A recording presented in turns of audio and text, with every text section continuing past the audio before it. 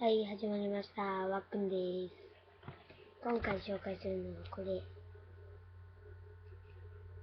これなんかね、これ、何でしたっけ？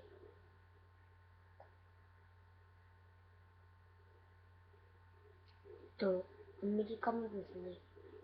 これは、わからん。で、これのハテナ字があるんですよ。これですね。これを食べてみたいと思います。どんな味かわからないんで、いきます。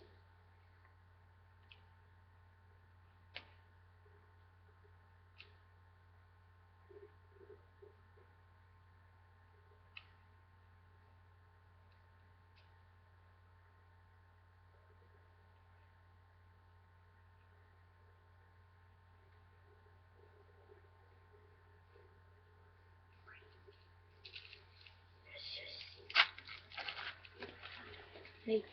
色はこんな感じです。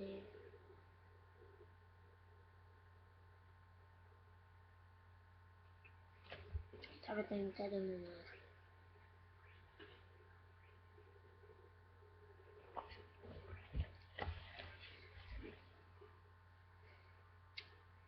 これ何の味？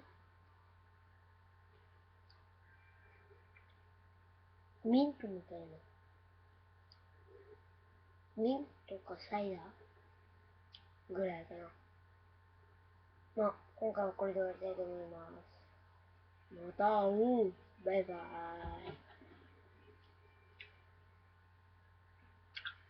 イ。うまい。